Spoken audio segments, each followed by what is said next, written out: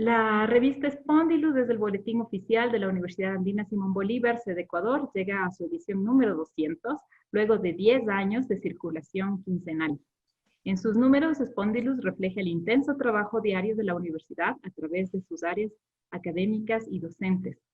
Acoge a las voces de investigadores de distintos países que dedican su trabajo a las ciencias humanas, administrativas, de la salud y el derecho, la historia, y que por ser referentes en sus áreas han sido invitados e invitadas a coloquios, congresos, seminarios, conferencias magistrales. Asimismo, da cuenta de la participación de los docentes de la universidad en espacios internacionales. En esta ocasión, para celebrar las 200 ediciones de Spondylus, invitamos a un conversatorio especial dedicado a la historia de las cocinas de Ecuador y México como una construcción cultural de sus pueblos. Para ello contamos con la presencia de Sara Bageler y Julio Pasos Barrera. Les agradecemos a los dos, Sara y Julio, de corazón que estén en este momento con nosotros.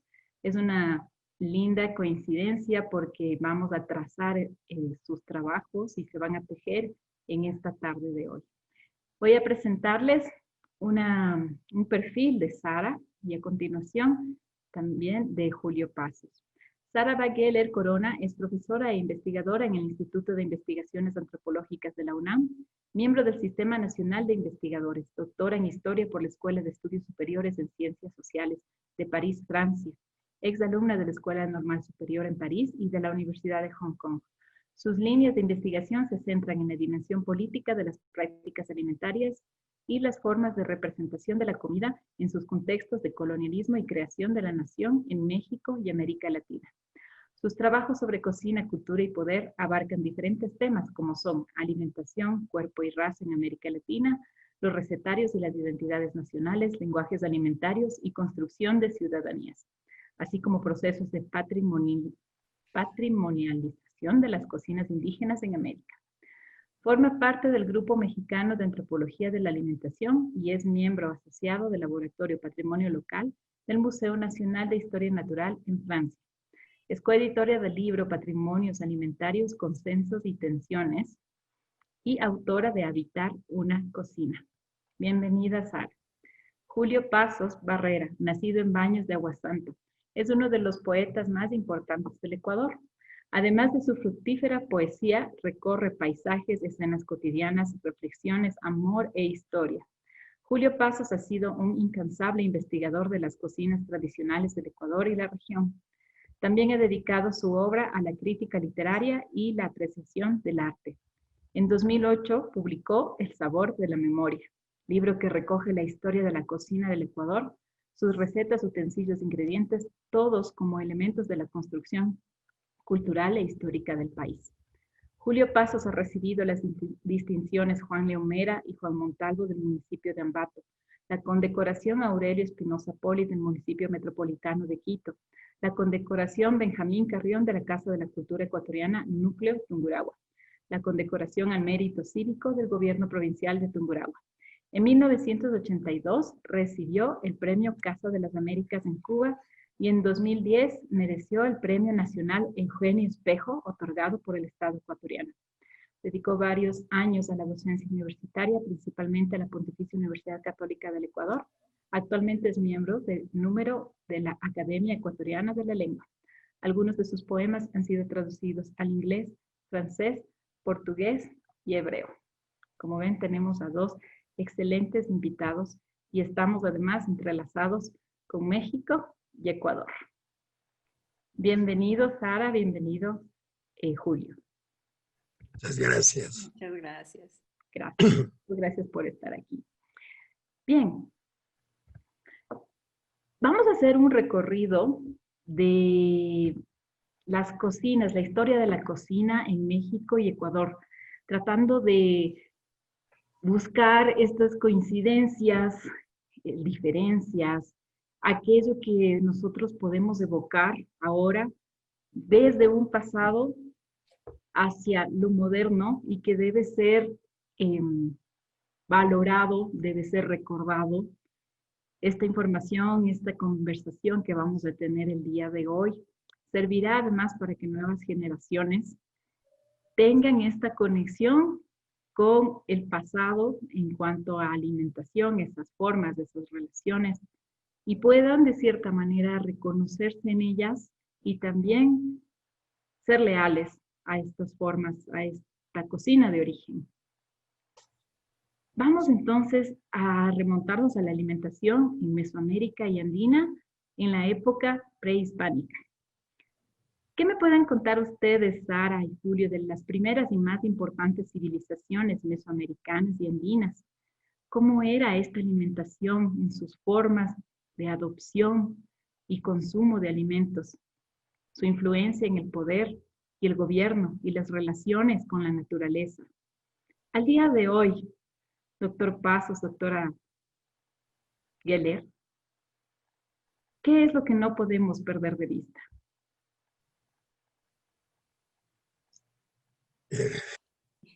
La palabra la tiene doña Sara.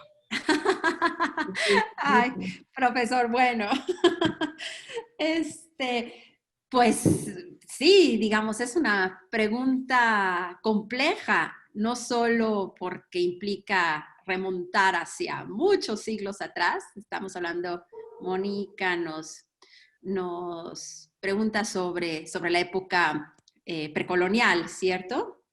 Entonces, bueno, es un reto ir hacia atrás, tantos siglos atrás, y porque, bueno, estamos hablando de regiones también muy vastas. Yo, por mi cuenta, podré hablar sobre todo del caso mesoamericano. El profesor conoce sin duda muchísimo mejor el caso andino, entonces yo hablaré, digamos, de lo que me es familiar y conozco en tanto historiadora para el caso mesoamericano.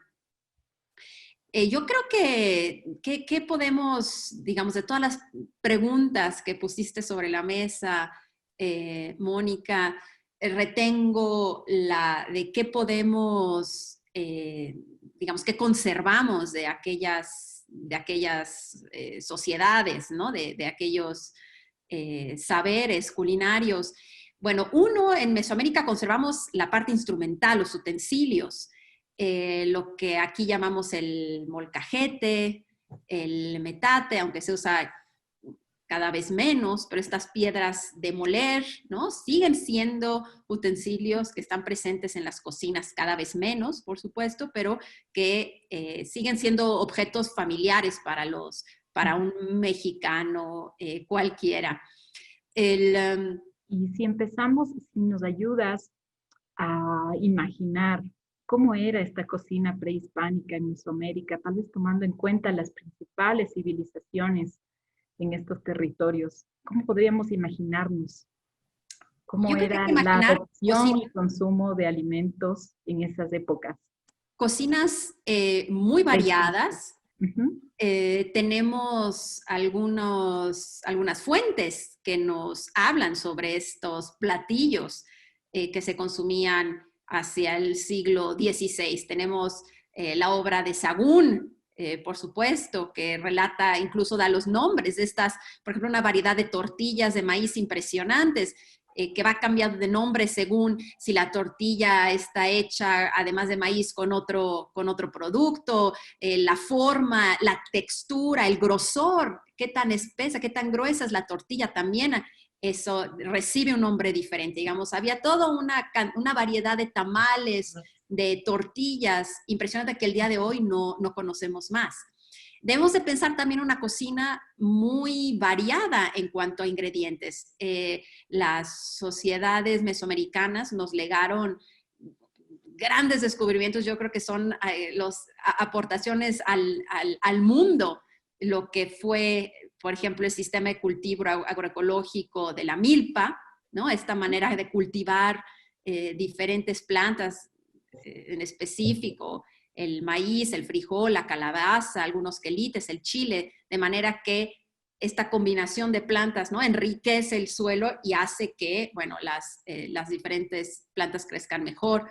La nixtamalización, también la nixtamalización no solo tiene aportes nutritivos muy importantes, pero debemos imaginar que la cocina mesoamericana le debe mucho a la nixtamalización, porque a diferencia de las cocinas europeas, donde el maíz se usa solamente a manera de harina, ¿no? El maíz en grano seco y pulverizado, la nixtamalización implica que el maíz se usa en masa, húmedo, y esto abre una gama de posibilidades enormes culinarias, de poder hacer mucho más, es mucho más versátil el uso del maíz cuando se usa la masa y no solo la harina, ¿no?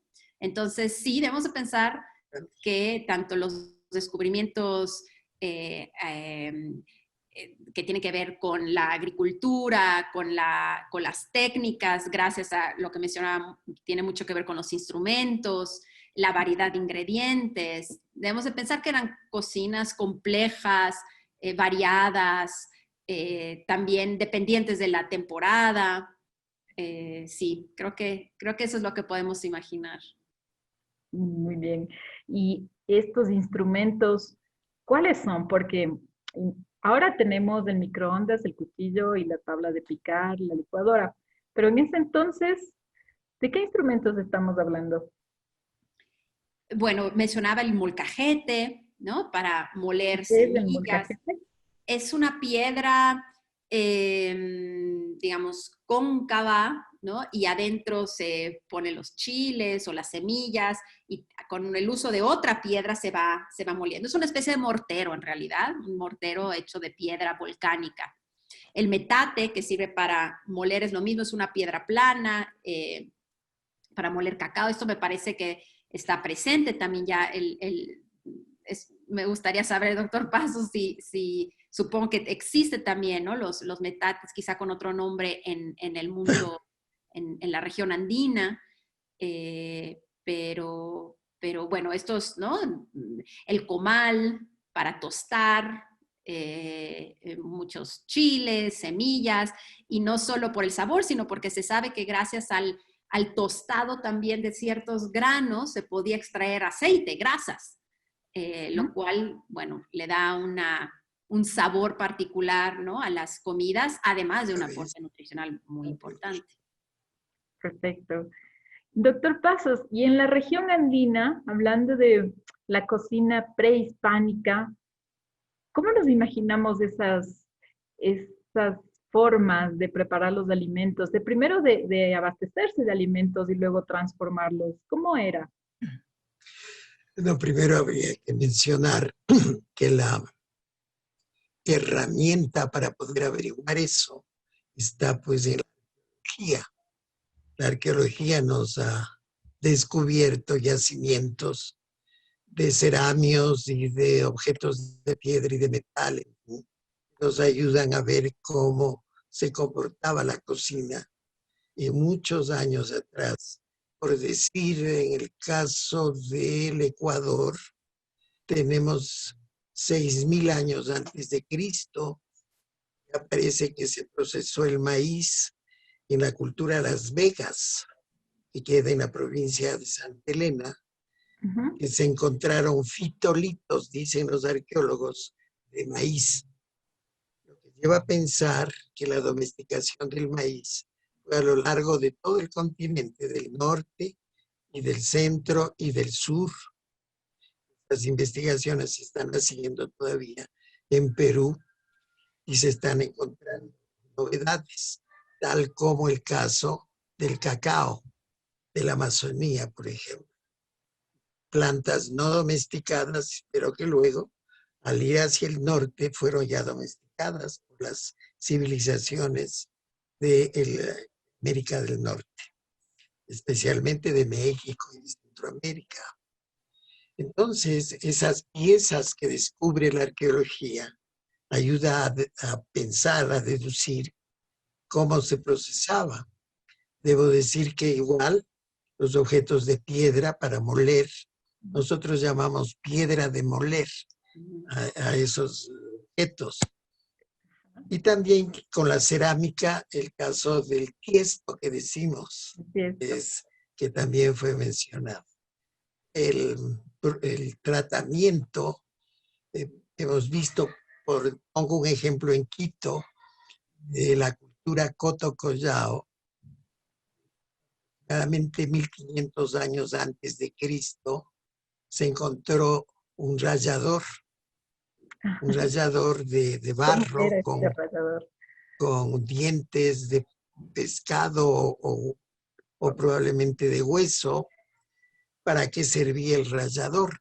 Piensa uno, para rallar el maíz tierno y para rallar la yuca, probablemente, que ya se traía de la parte. Eso dice que un alimento de tantos años atrás pudo haber sido la chicha que decimos, y también la masa de maíz en formas diversas, ¿no? Cocinadas o tostadas, como tortillas que llamamos. La palabra española, tortillas, tortilla pequeña, tortita pequeña. Pero eso podemos ver. Y también a través ya de la investigación de los tales fritolitos. Por ejemplo, se encontraron en Cotocollao, pues aquí cerca de aquí, semillas de calabaza. Eso quiere decir pues que se consumían huesos de pato y huesos de algunos animales comestibles que se han encontrado. Todo esto pues es una gran batería de cocina y se ve cultura por cultura, digamos. Es un abanico de culturas y esas culturas difícilmente se pueden ordenar en el tiempo. Los han puesto etapas, años aproximadamente. No creo que sea tan definitivo, pero una idea de cómo pensar. Yo digo que cuando llegaron los incas, la cultura tan avanzada, llegaron al territorio que hoy llamamos Ecuador. Trajeron los sistemas nuevos de moler el maíz. Tienen un molino de piedra, una gran media luna de piedra, sobre una piedra plana, que dos personas podían mover de un lado hacia el otro aplastando. ¿Cómo se sacaba la harina más delgada, refinada, diríamos? La sacaban poniéndola en un paño, en una tela, y dos personas blandían la tela. Lo grueso iba a los lados y lo fino iba al centro. Se recogía eso del centro, que es muy fino, como una maicena. Y esto pues sabe que era ente principal para los caciques, curas. La gente en general comía el maíz molido de forma más gruesa y hacía su pan, que acá llamamos nosotros humita en quichua, y en otras lenguas zambate, chumal, pero es este maíz envuelto con hoja y cocinado en agua. La que comemos hoy es sumamente sofisticada, porque la hacemos al vapor y con huevos de gallina y con mantequilla y con sabores y olores, en fin, de nuestra cocina, esta parte de los Andes. Y una cosa final, desde la cocina en el territorio, especialmente de lo que hoy llamamos Ecuador, que se diferencia del norte de Ecuador, de Colombia, también es zona andina, pero con la influencia inca solamente hasta el sur de Colombia. Y todo el sur, que es Perú, el norte de Chile, Bolivia, en fin. Con respecto a la cocina de la zona que llamamos Ecuador, es la verticalidad, se llama eso. La configuración geográfica de las altas montañas, las pequeñas ollas o mesetas, y luego a una hora estamos en terrenos muy bajos y de clima muy caliente. La verticalidad hizo que las culturas se intercambiaran productos y cosas, objetos. Por eso en las excavaciones de la sierra se encuentran objetos elaborados en la costa del borde del mar. Y hasta se ha visto en el oriente, se ha encontrado en la Amazonía ya estos caracoles espondylus, que son propios de la costa de Manabí, exclusivamente de la costa de Manabí. que fueron hacia el sur y que fueron hacia Centroamérica también, y que se ha encontrado allá en la Amazonía. De manera que esa verticalidad es una característica del comportamiento culinario del remoto pasado, pero que también tiene una imagen hoy, porque nuestros platos no prácticamente es muy difícil definir, es de tal lugar y solamente se hacen en ese lugar, porque se hacen en todo el país y es por la proximidad. Entonces se han generalizado, por decir el ceviche o el biche, las tortillas de papa, cosa, están en sierra, costa, oriente, hoy, en fin, una especie de proximidad que se debe a lo que he comentado y han comentado los arqueólogos, etcétera. Interesante, doctor Pasos. ¿Qué nos puedes decir, Sarita, de esta gran potencia simbólica reflejada en las formas y en la materialidad de esa cocina prehispánica?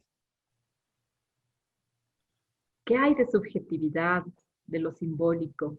¿Qué hay para resaltar? Perdón, la última no escuché. ¿Qué hay para resaltar en cuanto a lo subjetivo, lo simbólico de esta cocina prehispánica en Mesoamérica? Pues yo creo que En son, México, ¿no? digamos, hablando sobre esta dimensión simbólica, ¿no? De la comida prehispánica, podemos observarlo en dos momentos, ¿no? Desde dos perspectivas.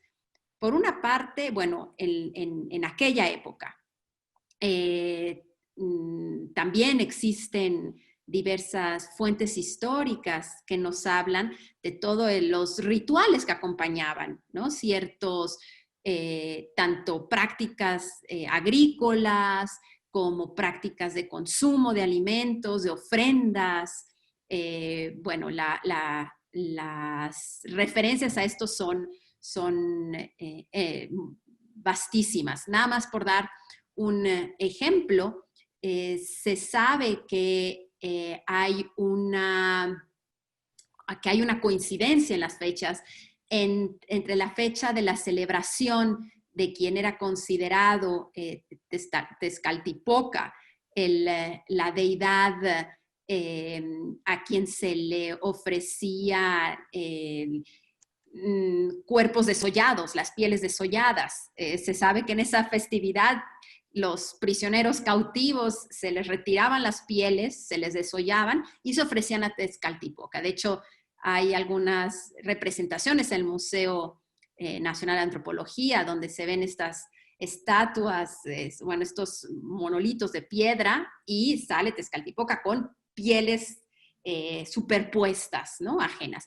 Lo que es muy curioso es que para esa celebración también se celebraba con nixtamalizando maíz, porque hay una asociación entre desollar prisioneros ofrecidos a Tezcatlipoca con el desollar el maíz. Finalmente la nixtamalización lo que hace es este proceso de cocer durante mucho tiempo a una temperatura estable en agua alcalina con cal. Ahí se vierte el maíz de modo que la pielecita del maíz se puede, al fin de la cocción, se puede desprender más fácilmente. Y con esto es mucho más maleable la masa, además de que tiene otras ventajas para la digestión, ¿no? Para quienes lo consumen. Pero entonces, ¿no? Es interesante, por ejemplo, ese tipo de simbolismos, ¿no? Entre los rituales que tienen que ver con deidades, con incluso rituales políticos, ¿no? Con la organización política de las ciudades, en este caso aztecas, y esta interpretación de la nixtamalización. Pero bueno, existen diferentes, ¿no? Momentos. El calendario azteca está lleno de estos rituales, fechas de conmemorar en las que siempre hay algún alimento específico que acompañe estas celebraciones.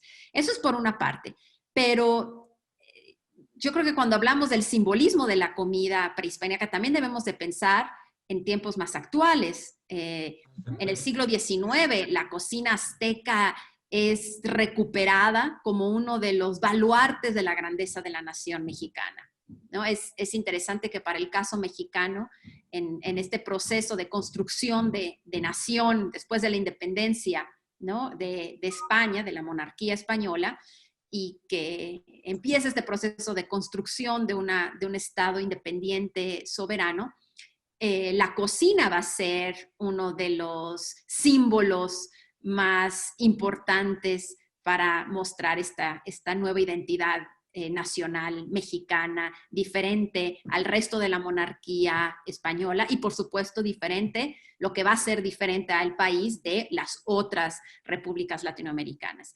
Y aquí el papel de la comida prehispánica es muy importante. No es coincidencia que en el siglo XIX los eruditos, las élites intelectuales van a buscar, van a recuperar estas historias coloniales, estas crónicas que habían quedado en el olvido, en el fondo de las bibliotecas, de los conventos, de privadas, y van a buscar los detalles de esta cocina compleja y tan rica y tan elaborada de las culturas prehispánicas. Entonces, la cocina prehispánica y en específico la cocina del centro de México, porque hay que también decir que es un país muy centralista, entonces la cocina azteca va a ser uno de los símbolos de la riqueza y la grandeza de la cultura mexicana desde el siglo XIX y hasta la fecha, en realidad.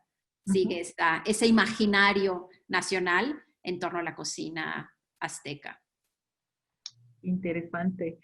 Doctor Pasos, nosotros si pensamos justo en la olla de Guayabamba y en esos espacios domésticos donde se estaban preparando los alimentos, en las formas de estas ollas, en el fogón, en las pinturas que reflejaban símbolos, dibujos, las mismas formas de las ollas. ¿Qué cree usted que estaban interpretando o significando en relación a lo social, a la naturaleza? Bueno, yo creo que en el periodo pre-inca y en el periodo inca, la cerámica, sobre todo la cerámica, está hecha o imita los productos de la naturaleza. Eso quiere decir que hay un culto a la tierra, dicho es Pachamama, el culto a la naturaleza. No diferencia del ser humano y la naturaleza, porque son objetos cotidianos de casa. Las ollas tienen forma de zapallos, las vasijas tienen forma de ollas, de guanábanas, de frutas diversas. Toda esta relación del ser humano y el mundo natural. Especialmente se observa esto en las culturas de la costa y probablemente el 1000 años, digamos, de Cristo, a partir de Cristo, esas culturas se desarrollaron. Y entonces sí pienso yo que esos objetos son simbólicos. Si se trata de definir lo que es un símbolo. Pero también se han visto esculturas con mazorcas de maíz en las manos. El sacerdote tiene en las manos mazorcas de maíz. El fruto, el producto es muy especial. En la cultura inca se hacía una diferencia prácticamente social, ya que la gente gorda, obesa y que no servía para la guerra, en fin, comía papa. Y en cambio los que comían maíz, que eran los soldados del imperio, de estas culturas de altura, de los incas y de los aymaras, etc., comían maíz especial. También interpretarse de había diferencia social en el consumo de la chicha que no era para todo el año, como dijeron los primeros cronistas españoles, que dijeron esta gente vive embriagada todo el año. Pero eso es una forma de desprestigiar. Solo un mes al año se podía beber chicha fermentada, chicha ya, que es jora, que se llama. Jora o asua. Esa chicha era una chicha especial tecti para la gente importante y para las mujeres entregadas al sol, y ale para la mayor parte de la población. Entonces, son formas de diferenciación social. También tenían los incas un cocinero a la manera de las cortes europeas, un cocinero que solo hacía la cocina para los incas ya. Esto pues está en el libro muy interesante de cocina inca que escribió la historiadora peruana Rosario Olivas Watson. Ella escribió sobre todas estas cosas muy interesantes del Incario. Ver estos simbolismos que han quedado ya, digamos, como remanentes, se puede pensar que mucha gente en general, digamos, atribuye a los alimentos ciertas virtudes. Por ejemplo, a todo lo que tiene que ver el cacao, el chocolate, son alimentos cálidos. Recomienda para personas que se enferman de frío, es decir, tienen resfríos o reumatismo, tome chocolate, porque y otros alimentos dicen no es apropiado para tal o cual cosa. Por ejemplo, leía yo en alguna crónica que en la olla de acá de Guayabamba, el ají, el chile, el ají, no era permitido para jóvenes, señoritas que todavía no se habían convertido en mujeres. Era prohibido. Solamente después de ese cambio podían comer ají.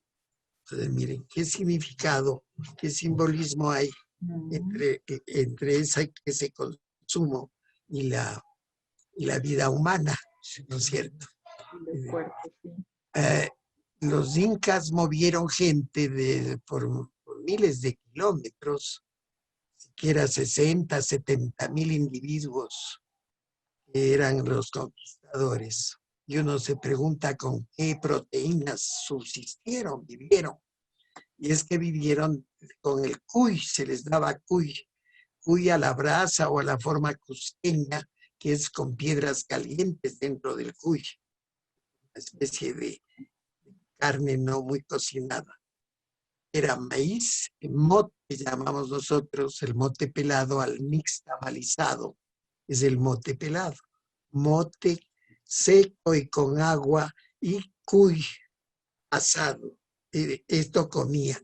Se les prohibía que coman ciertos alimentos, por ejemplo, melloco, porque decía que era melloco, el melloco, que en Perú creo que dicen oyuco y no sé en México cómo dicen. Melloco es un redondito baboso, de carácter baboso. Un tubérculo pequeño. Se dice que era afrodisíaco. Era prohibido que los soldados coman ese melloco. Entonces, y había castigos y todo, y se les aplicaba un tratamiento a aquellos que habían comido eso, para evitar que los incas, como todo conquistador, se siente superior, se mezcle con la población nativa. Nuestra diferencia, digamos, en el caso de Ecuador, nuestra idea de la antigüedad de nuestro país y todo esto es diferente a la de México, porque aquí no tuvimos la Revolución Mexicana, no se declaró que los españoles eran solamente personas que llegaron, como unos, unos visitantes que llegaron, que la cultura mexicana es mucho anterior. Igual nos ocurre en nuestros países, pero con la diferencia que eso no se contempló en nuestras constituciones. Siempre hay una gran imitación de la cultura francesa y de ciertas normas españolas que se mantuvieron. Pero en fin, el caso es que el afrancesamiento de nuestra cocina proviene del siglo XIX.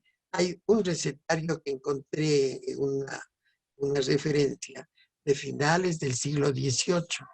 Es un recetario en francés, que quiere decir que esa familia, una familia muy adinerada, que provincia de Chimborazo, vio a los académicos franceses en 1736.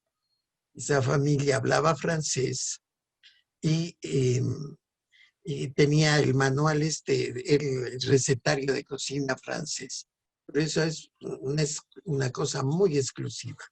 Lo francés ya viene del siglo XIX, poesía de Bolívar. Un Y poco de antes. paso, recuerdo, y solamente digo eso, la papa era producto de cocinas populares, de la gente más pobre. Por tanto, no apareció en las De la comidas de historia. homenaje que le dieron a Bolívar. Y ya vamos Una a en ir a este Cuenca, punto. otra en Quito. No aparece la papa. Cosa Ah, sorprendente para nosotros hoy, porque la papa en en nuestro todo. tiempo es un elemento fundamental de las Ujú. cocinas andinas. Vamos por allá. Entonces, la milicia española nos mata a Atahualpa y a Cuauhtémoc.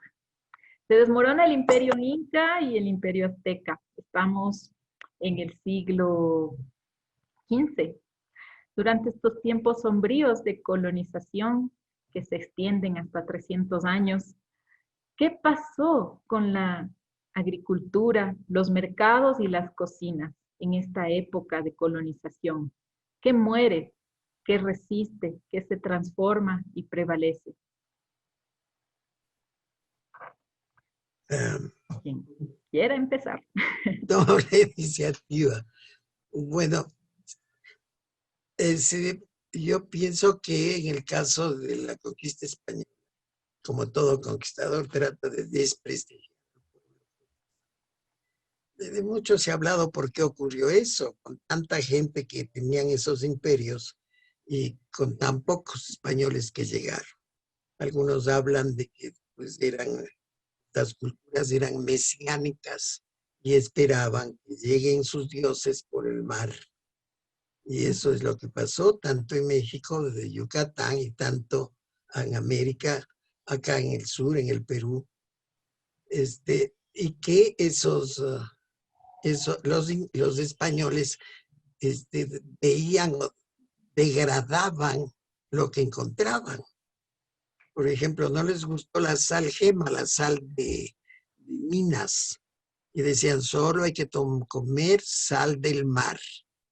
Y privilegiaron la sal del mar secada al sol y sin yodo, causando un daño terrible, porque la sal gema de minas sí tiene yodo, no deja lugar pues, a la cuestión de los Bocio. que vulgarmente llamamos coto. Los cultivos se hacían en terrazas, que era una forma muy interesante para el riego, para el agua. Los incas tenían el sistema de terrazas, que pues ahora han quedado solo como restos de provincias. Y también en de las costas eran unas formas llamadas albarradas para conservar el agua y de las épocas de poca lluvia o de sequía.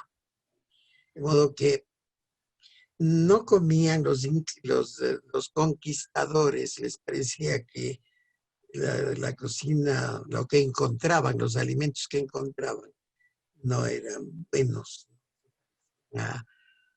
No se parecía al aceite de oliva, ni se parecía a la harina de trigo, que es lo que ellos valoraban, que es lo que además lo consumían. Poco a poco debieron aceptar que los productos americanos, que a la postre cambiaron el mundo. Pues, todos sabemos que los americanos cambiaron. Doctora Bacheler, ¿cómo sucedieron los tianguis en esta época de la colonia? ¿Cómo eran estos movimientos ya de los alimentos en estas disputas y tensiones entre conquistadores y conquistados? ¿El micrófono? Estamos con micrófono. Ahí estamos. Sí, No te lo que preocupes. mencionas sobre el tianguis, ese es uno de los aspectos quizá que ha tenido más continuidad en este país, ¿no? Son el tianguis, que viene de la palabra náhuatl, que significa mercado. Tenemos también descripciones del siglo XVI de Bernardo Díaz del Castillo, que llega, es uno de los soldados que llega con Hernán Cortés a México Tenochtitlan, y dedica muchas páginas de su crónica a describir este tianguis, este mercado de Tlatelolco, con el cual se fascina, ¿no? Está impactado este español del siglo XVI que llega a México Tenochtitlan y descubre no solo el tamaño, la variedad de productos, de platillos ya confeccionados que también se venden en el tianguis, pero además la organización, la manera de estructurar y de organizar los diferentes comercios, ¿no? Y de diferentes especialidades dentro del tianguis. Entonces el tianguis sigue siendo una forma de comercio pues muy vigente en México hasta el día de hoy. Pero ¿qué otras cosas cambiaron?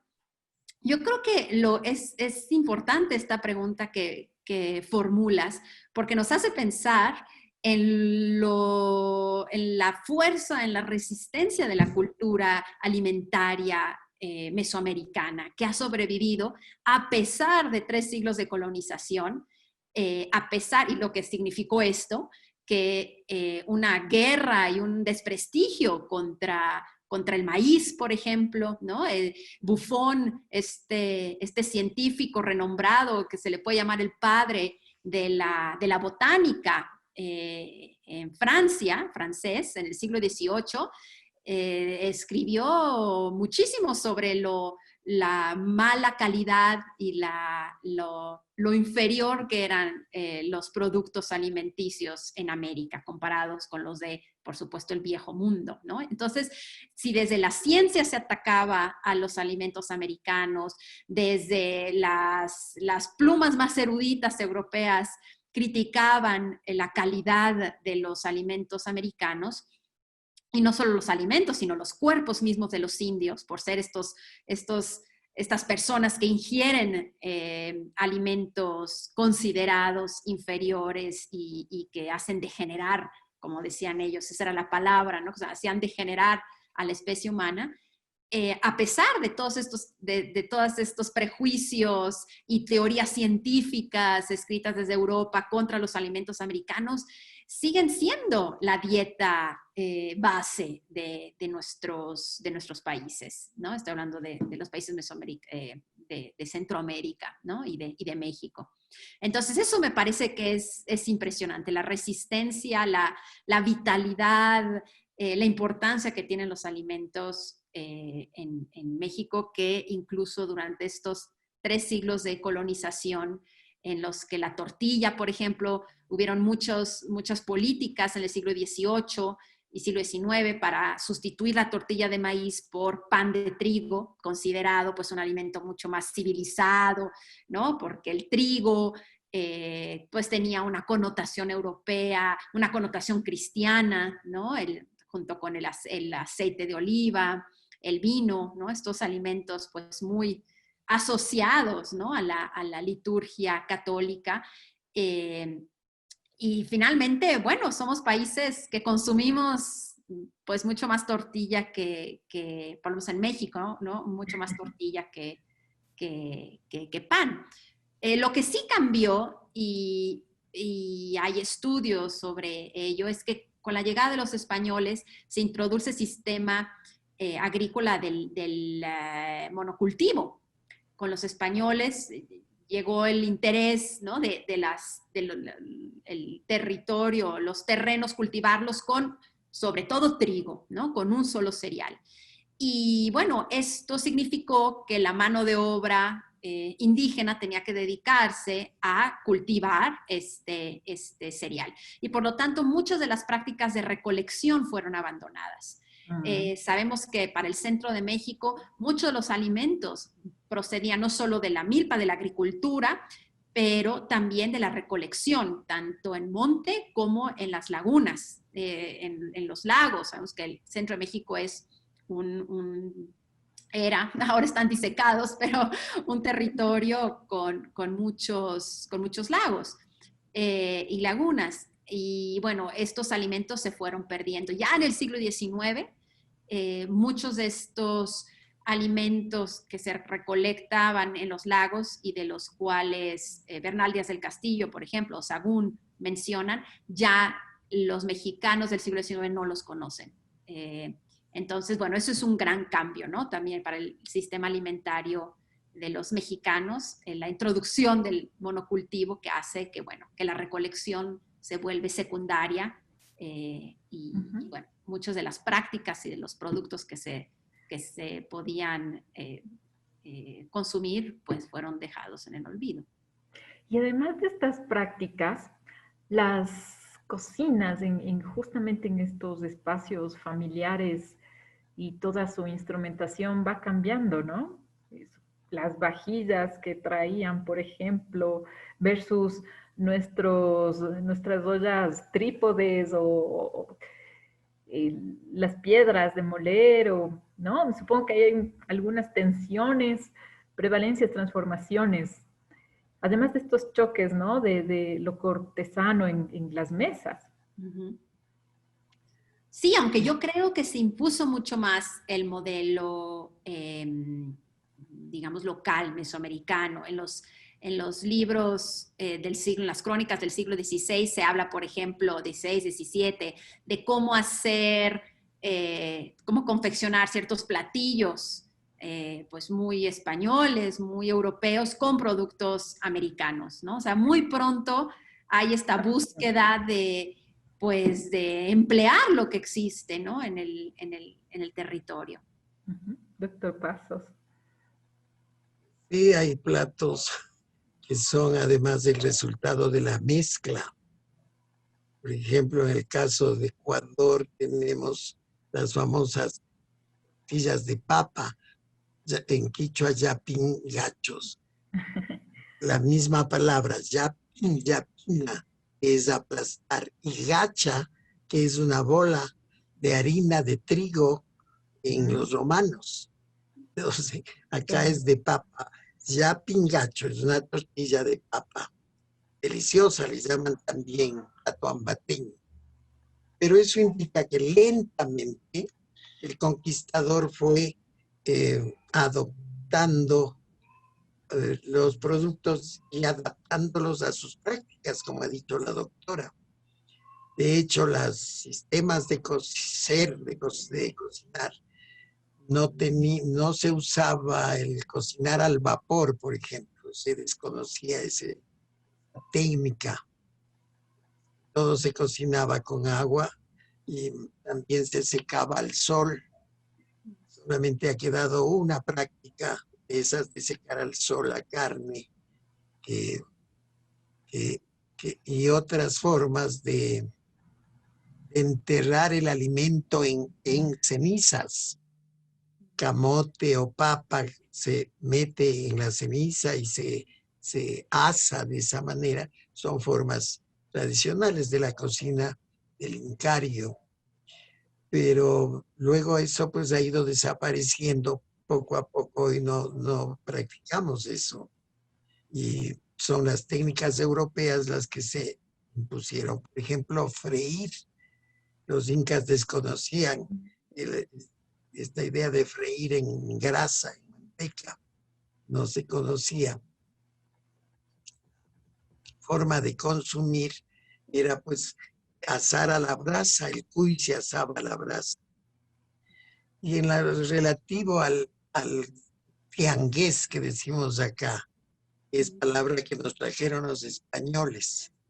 En el primer libro de Cabildos de Quito, dicen los primeros españoles que hicieron las actas, en el tiangués, al mercado en la plaza de San Francisco, por ahí en el centro de la ciudad, que era el tiangués. Y el tiangués era una explanada en la que las comunidades de la zona de La Hoya intercambiaban sus productos. Pero se ve que hubo una geometría, una organización de los productos en ese espacio. Hemos conservado hasta hoy, especialmente en lugares pequeños, en cantones, en provincias.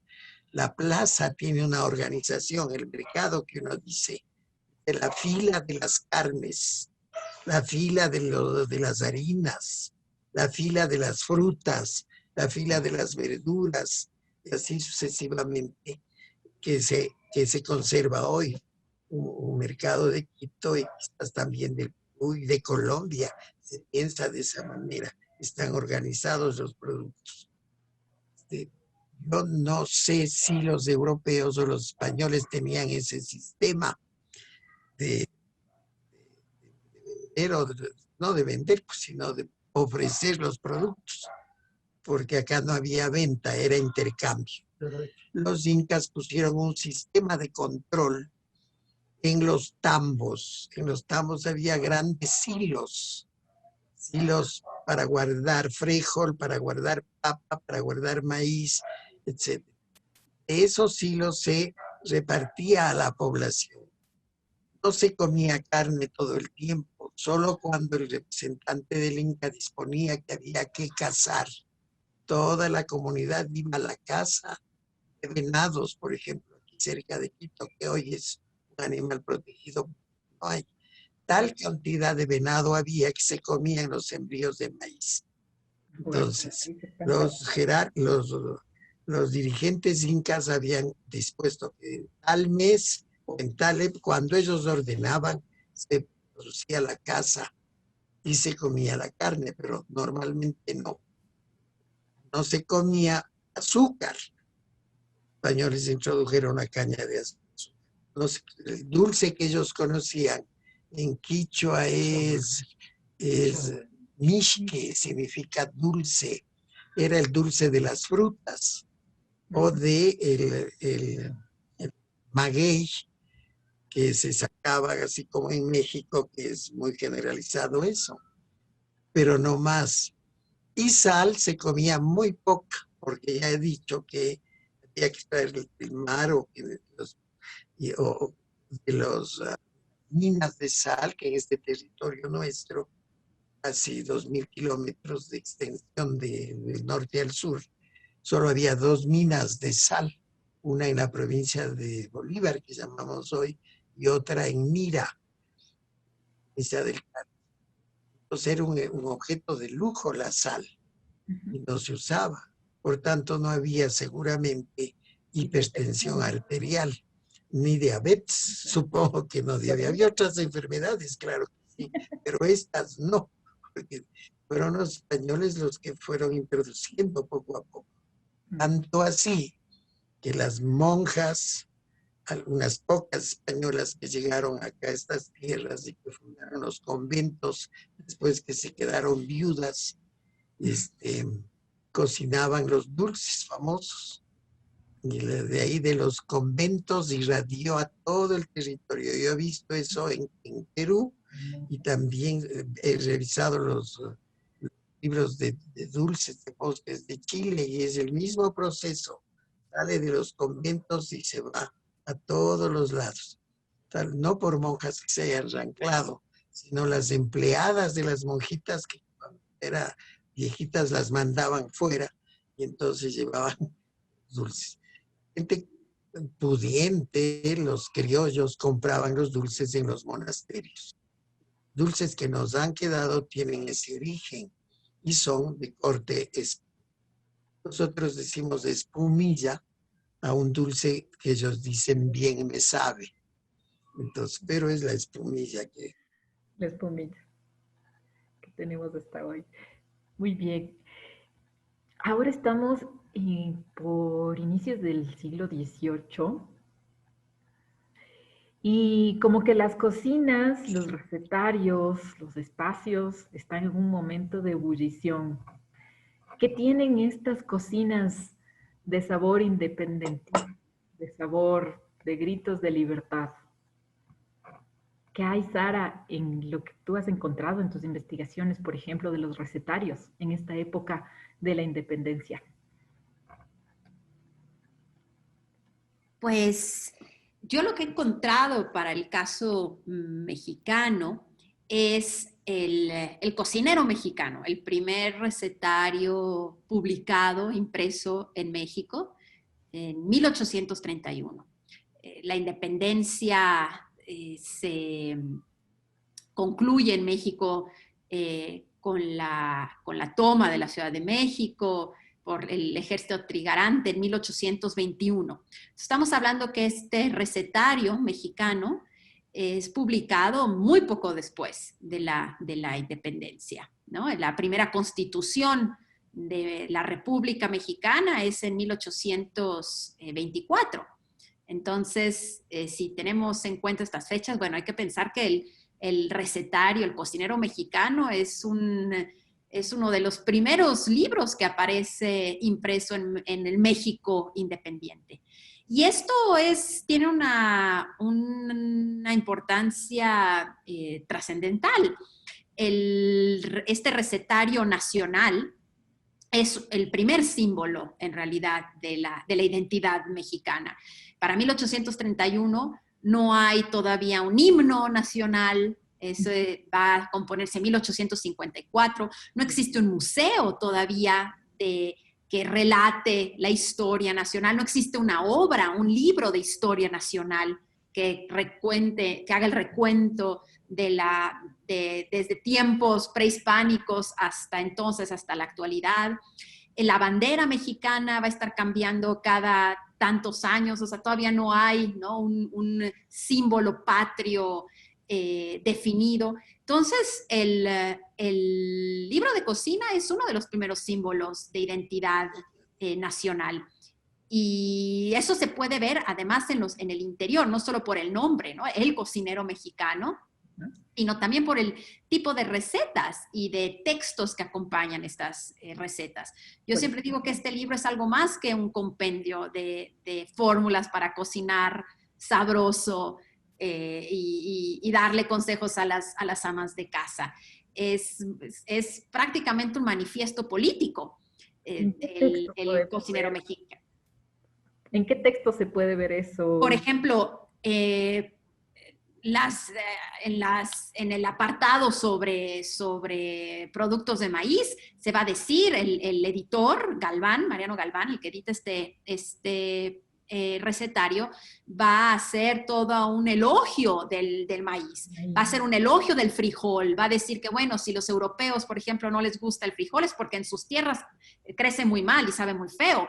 Pobres europeos que no conocen el buen frijol, pero si probaran el frijol mexicano. O, por ejemplo, va a ser todo un elogio al pulque, a esta bebida que ya mencionaba el doctor Paso sobre estos métodos de extraer el aguamiel y fermentarlo del maguey. Bueno, el pulque, lo que conocemos como pulque en México, va a decir Galván, bueno, el pulque salvó la vida a muchos europeos que le hacían, que lo despreciaban, pero finalmente le salvó la vida a muchos europeos. Va a ser el elogio al chile, va a decir, bueno, lástima que los europeos no lo quieran comer, pero el chile es de lo más sabroso que existe en el mundo. Entonces, vamos a ver esta reivindicación de los ingredientes americanos y en específico mexicanos, porque también Galván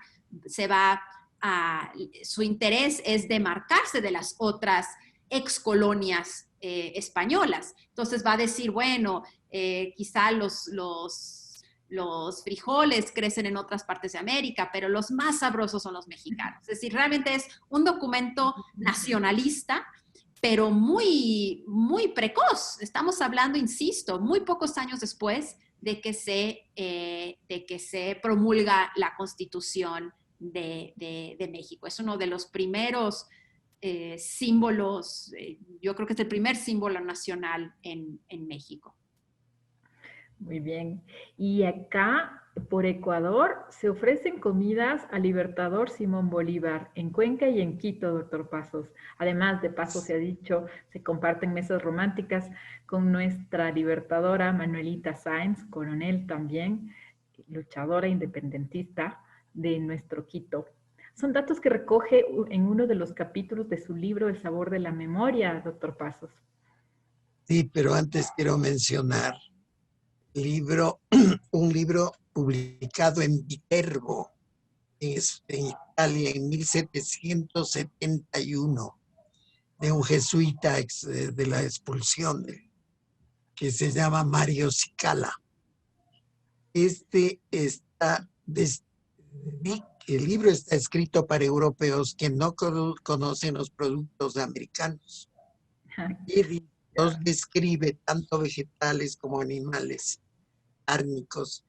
Los describe y también describe cómo se hacen. O sea, son recetas muy generales, pero describe cómo se procesa tal producto, por decir la papa, cómo se hacen los diversos platos con la papa.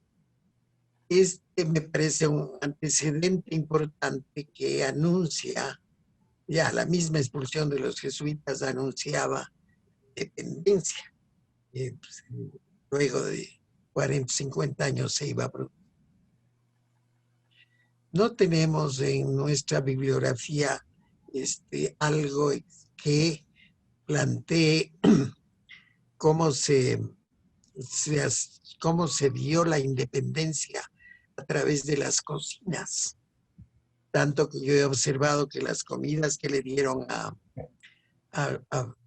Bolívar son comidas de la cocina española todavía. El puchero, olla española también le llamaban. Hicieron puchero en Cuenca, hicieron puchero en Quito. No hicieron otra cosa que podía. En Cuenca ya aparece el mote en ese ofrecimiento. Y más bien lo que sí aparecen son las bebidas. Dice vino francés, vino champaña y vino Bordeaux. Era imposible pensar cuando el dominio español todavía. Decir que ya se podía importar vino francés. El primer recetario que hemos tenido oportunidad de ver y que el municipio de Quito publicó se llama El Manual de la Cocinera, de Juan Pablo Sanz, un arquitecto que se dedicó y recogió las recetas y las publicó en un libro en la década de 1850. Fecha que yo había puesto en ese libro es 1882, pero está equivocada. Hubo un historiador que aclaró que es de entre 1850 y 1800. Es un libro interesante que publicó el municipio de Quito, porque es el primero. Lleva este prólogo de un historiador y lleva la explicación de las recetas, en fin, de mi hijo Santiago Pasos, que es chef, cocinero, ingeniero en empresas gastronómicas, no, aparte de la propaganda. Entonces, uno ve ahí, porque el libro dice a la vista del manual francés. Entonces, ya eso quiere decir que el manual francés, desde los años de la independencia, Ecuador se forma en 1830, pero la independencia ocurrió en 1822. Hubo un periodo de lo que llamamos Gran Colombia, lo que era la Gran Colombia, y luego la formación de este país en 1800. Y quiere decir que ya ese manual francés que ya encontramos, que manual era, que se publicaba en español y va a diversos países de América, en fin. Y se ve cómo recomienda el señor Juan Pablo Sanz que deben ser los servicios de cocina, claro, a la forma francesa y de la aristocracia francesa. Eran 4 servicios, cosa impensable acá, tal vez en una sola casa, señores Larrea, porque no, la gente en general no tenía esas posibilidades. Pero allí vienen las recetas y muchos formas o productos que provienen de la cocina europea, pero que también tienen que utilizar los productos del medio, lo cual estaría indicando que se está formando una nueva cocina. Como somos un pueblo nuevo, he dicho yo, todos, desde México hasta la Patagonia, somos un pueblo nuevo, debíamos tener una cocina nueva, y eso es lo que ha ocurrido, porque aparte de toda la influencia extranjera tan novelera, que solamente llega a muy poca gente, la gran parte de la cocina nuestra es de tradición, y más con el ejemplo de México que tenemos, porque es el país más se ha caracterizado por defender su tradición.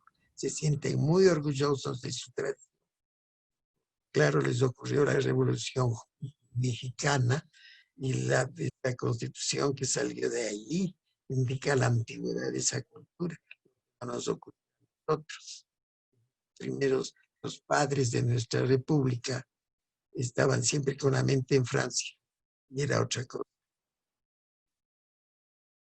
Ok, doctor Pasos, ¿y nos puede contar brevemente nuestra universidad, Simón Bolívar,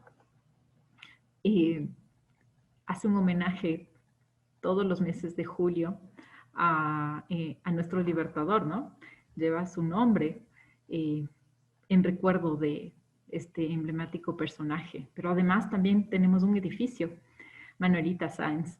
Hay una anécdota sobre estos encuentros, estas cenas en Quito y Cuenca que se ofrecieron al libertador Simón Bolívar. Lo que encontré, lo digo porque me ocurrió, documentos, están las listas de los productos que se compran. En Quito pertenece el documento a la historiadora Tamares. El antepasado de ella fue subalterno de Bolívar. Y en la familia han conservado ese documento. En Cuenca se conserva el documento ahora en un museo, el Museo Landín.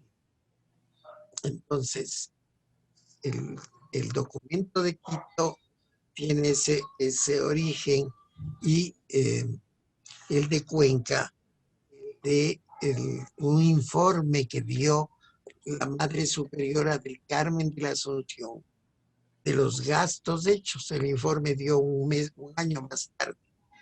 ¿Por qué se demoró tanto? No sé. Porque rompieron, se desaparecieron copas, vasos, en fin, que eran tan caros. Y la monjita tuvo que ver cómo resolver el problema como hoy hace. En todo caso, están las listas. ¿Qué cosas se compraron? Y las cantidades y el costo. Eso ya no lo sabemos, una cosa muy simpática. Se sabe que Bolívar no comía mucho, no era amigo de grandes comilonas. Comía poco, como estuvo un tiempo en España y sobre todo su viaje por Francia, por Italia y por Austria, ya le cambió seguramente de la culinaria, también de apreciación de la música. Él asistió en esas cortes a todo el desarrollo del vals en esos años. Él parece que ya le sabían los gustos que él tenía. No exigía enormes cantidades de comida, sino algo así. como algo un poco más refinado, pero no han quedado documentos que yo pueda dar. Ojalá se encuentren cómo fueron comidas, que yo veo que era para comida del año 1822, siquiera para 1000 personas, haber sido en algún convento nuestro, en alguna hacienda, porque en casa no era posible preparar una comida así tan grande. Cuenca algo menos, sin embargo, pues se ve por las cantidades, todo lo que compraban, a menos que la gente de lo que comemos hoy, pero no. Sin embargo, la esencia de la independencia, digamos, cambió las costumbres, pero con cierta orientación a lo francés. Solo a finales del siglo XIX, de la presencia de los ingleses, ahí va presente. Manuela Sáenz es inglés, parece que el señor no vendía comida, sino otras cosas. No era ni doctor, el señor Thorne, no por eso, sino que se ve en los escritores de la segunda mitad y más tarde, últimos 25 años, 9, se ve la presencia de la cocina, y algunos de los escritores, por ejemplo, Juan Lahomera, se burla de la cocina inglesa, no la tolera, de la preparación del bistec, dice, las carnes, los nombres de los platos ingleses. Y al final del siglo, pues ya entró Italia, todos los fideos de acá, de fábrica en Guayaquil, y poner también después ya con apertura del canal de Panamá, que también hay cambios en tema. Claro que durante el siglo XIX se importó loza, o más bien, el primer diplomático español acreditado en Quito encomendó a España cosas que deberían traerse para vender en Quito. Que eran artefactos de metal, molinos, molinos de café, cosas así, también platos de los enlosados, platos enlosados, ollas de metal y cosas. Con el canal de Panamá ya todo cambió, porque todas las cosas venían de Nueva York. No sé si no debe haber ocurrido en México. Desde cocinas de leña traídas de Nueva York. Y ollas, los juegos de ollas, grandes, chicas, medianas, etcétera, traídas de Nueva York. Se decía que hasta la manteca se traía al puerto de Guayaquil por el canal de Panamá de Nueva York. ¿Qué decir de la alimentación moderna? ¿Hoy las cocinas son creación humana o más de empresas y capitales? Afrontamos epidemias, encarnamos a las dietas industriales y en los campos se nos mueren suelos y la vida en el agua de los ríos y océanos por la producción y desecho de empaques de alimentos, entre otros tóxicos. Pesticidas en los campos y enfermedades de productores y consumidores. Estaríamos hablando de un resucitar de nuestra alimentación de origen o qué hacer, qué transformaciones deberíamos evocar ahora después de esta magnífica conversación, situándonos en la alimentación al día de hoy. Sarita. Pues sin duda, eso es, Mónica, yo creo que acabas de dar en el clavo, es el gran reto en nuestros países. ¿Qué hacer con nuestros sistemas alimentarios? Supongo que el caso mexicano es similar al de sus países, Vamos en donde bueno, el uso de agroquímicos, las semillas transgénicas, cada vez la mayor variedad, el acceso, la penetración de los mercados, de la agroindustria, hasta el último pueblo más recóndito, el abaratamiento de la comida chatarra. Todo esto está transformando los ritmos de vida moderna, la interrupción en la transmisión de los saberes culinarios entre generaciones. Todo esto tiene un impacto en los sistemas alimentarios. Pero creo que también hay que ver el aspecto pues tan resiliente de los campesinos mexicanos que siguen cultivando sus maíces criollos, que siguen conservando sus semillas, que se organizan ferias de intercambio de semillas, que se organizan en asociaciones, en organizaciones, que demandan derechos, demandan territorio, luchan por la recuperación de territorios de los que han sido despojados. Yo creo que es una situación, sí, crítica, pero creo que también permite ver pues el apego de las personas hacia sus alimentos, hacia sus semillas, la conciencia también que tienen sectores de la población, de sus derechos por tener una mejor alimentación, derecho por tener tierra, por heredar ese territorio, no solo como espacio para producir, pero también como lugar de arraigo, de identidad a sus hijos, a sus nietos. Hay mucha también interés entre mujeres de hacer recetarios locales, de que se organicen talleres para que las recetas no mueran y que se transmitan estos platillos muy tradicionales locales. Es decir, creo que hay también, Latinoamérica es un lugar para observar esa vitalidad, ese apego, esa resistencia, esa lucha de la gente por conservar conservar y también revitalizar tierras y semillas y culturas culinarias. Y yo les aplaudo, a todos esos movimientos yo les aplaudo. Así es. Las aplaudimos muy fuerte, doctor Pasos. Sí, yo quería solo anotar que en la Constitución del 2008, me parece que es Ecuador, hay un articulado que tiene que ver con la seguridad alimentaria. Soberanía alimentaria. Sí, es el primer caso en las constituciones, por lo menos de América del Sur, esté presente ese articulado. Más yo creo que con el paso de los años, desde el 2008 hasta el presente, muchos actores intervienen y se discute en torno a esto.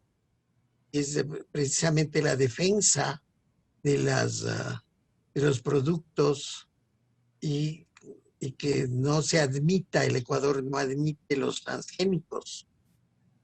Y alguien muy próximo me decía, sí, esto se declara por ley, no hay transgénicos en Ecuador, pero que la verdad sí hay transgénicos que se han entrado subrepticiamente. Pero la idea es precisamente la defensa de las variedades nativas, como ha dicho la doctora. Trata de eso, que no nos ocurra, se ha dicho, como en México ya no se encuentran variedades nativas y que la gran parte, lo oía un experto mexicano que vino, técnico, que de ese tipo de maíz. También acá tuvimos eso en la costa de Ecuador. Sembró mucho maíz amarillo, que se llama, o de pollo, que se introdujo desde los Estados Unidos y que se acabó con las variedades nativas. En el caso de los Andes, todavía se conservan variedades nativas de maíz, por ejemplo. Me parece que debe ser una discusión muy clara de quienes hacen las leyes, en fin, por este tema, porque está el futuro, está en eso, el futuro de las generaciones, de qué se van a alimentar en el futuro, cómo lo van a hacer, porque hay muchos problemas planteados por los materiales que se utilizan, aún desde las fundas que se utilizan para meter los alimentos. Dice los alimentos enfundados, los que se me ponen en arroz o cosas así. Pequeñas porciones. Bueno, pero ¿cómo hacer? ¿Cómo es slow food? ¿Qué dicen? ¿Cómo mantener eso? Yo creo que debe ser una discusión muy seria de quienes hacen las leyes y quienes tienen el poder. Y también una discusión y acción desde las universidades. En ese sentido, la Universidad Andina Simón Bolívar, algunas de sus áreas y también el programa Andineco Saludable se encuentra en permanente actividad de docencia, investigación y acción en territorios junto a organizaciones agroecológicas. Hay un sistema de abastecimiento de productos agroecológicos, tanto el comedor como en ferias, que no es solamente un acceso al campo o un proceso de circulación directa, sino que también significa una reivindicación a la mujer en el campo, a las familias campesinas de hombres y mujeres, al alimento sano, bioseguro y a esa historia de la que hemos hablado el día de hoy, ¿no? Todavía nos llega a la universidad harinas, por ejemplo, la harina de Uchujacu, la jícama, ¿no? Que ya no la saben preparar algunos chefs y entramos en procesos de transformación para revitalizar procesos que no son propios, que son sanos además, y ojalá luego podamos involucrar a los más jóvenes que están inmersos, son nativos digitales, que es justamente en este espacio digital donde más se ha extraviado esta historia, estas luces que nos han dado hoy, la doctora Sara Bageller de México, de la Universidad Nacional Autónoma de México, UNAM, el doctor Julio Pasos, querido profesor, que nos ha enseñado con sus libros, nos ha remontado a aquellos espacios que ahora están cubiertos de cemento, pero que alguna vez fueron centros de adopción y consumo de alimentos en un sentido armónico con la naturaleza y con el otro y la otra. Yo les agradezco mucho, querida doctora Sara Bageller, querido doctor Julio Pasos. Estaremos en contacto. La Universidad Andina y la revista Spondylus les agradece su presencia por el día de hoy.